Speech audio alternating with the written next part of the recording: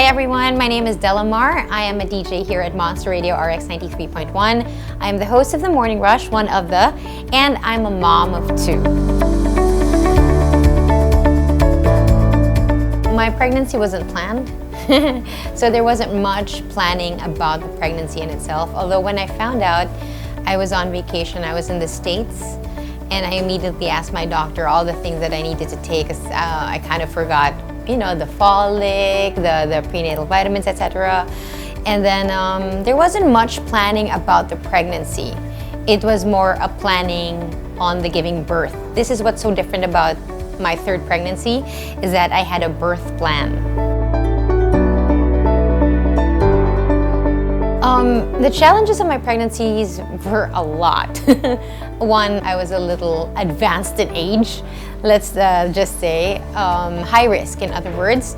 And so I was 41 when I got pregnant for the third time. And complications just really get higher when you are pregnant older.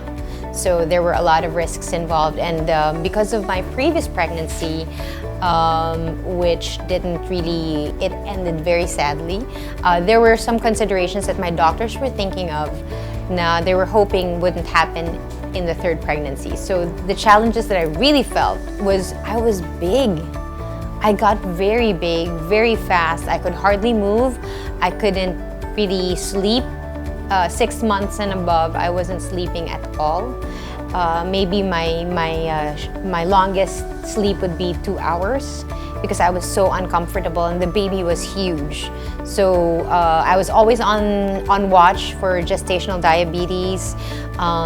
So there were things that I really needed to work on and watch for because of my age and some complications that arose in the previous pregnancy that we were hoping won't happen again in this one. I guess just knowing the gender, that's one. Second would be announcing to family and friends. I find that that's a highlight. Another one would be when I first saw my baby, maybe my baby's heartbeat, and also when we saw the 4D ba yun? Is that the 4D? So those are the highlights for me, and most especially when I found out that the baby was okay. So every time the doctor would say, oh, the baby's fine, he's okay, heart rate is up, etc., etc., I always felt like, okay, I'm in the clear for now. I found out about cord blood banking with my brother, the eldest of the brothers. He was already telling me, he has 2 daughters, and he was telling me how he wished there was Cordlife in the Philippines. At the time, his kids are older now. At the time, there was no Cordlife here in the Philippines. So if you wanted to cord blood bank, you would have to send the blood to Singapore at the time. And he was saying, this is really something we should think about, but man, it costs so much at the time. So fast forward to me getting pregnant in 2011, and we had Cordlife here. And having to bank the blood was so much more affordable. It was easier for sure. And so I remembered that. And then I saw the cord blood pamphlet in my doctor's office, also in some of the mom events that I was attending. So I just took it, and then I don't know how actually they got in touch with me too. I would recommend cord blood banking to other parents just because, the advances in medical technology. We don't know what's going to happen in the coming years. Some things that we might not have the medicine or treatments for, well, in the future, that could be different.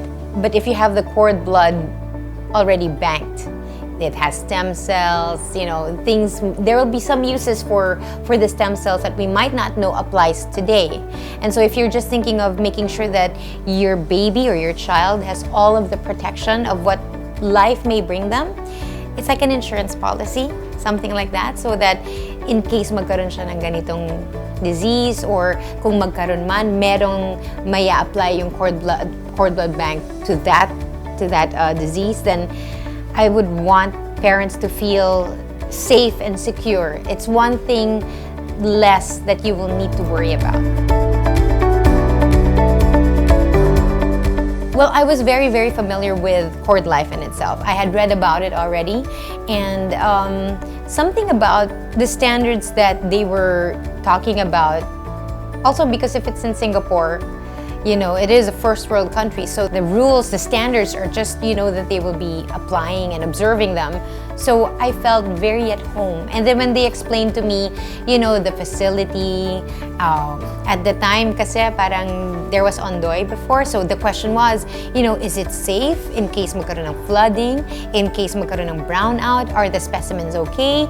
And when you voice out your concerns with Cordlife, they really will tell you, okay, this is the site, this is what happens, this is what we mean when we freeze it, it's not dependent on this, it's like all of those will be answered. So for me, when I asked them all of my concerns, I was satisfied that it was something that I wanted to do.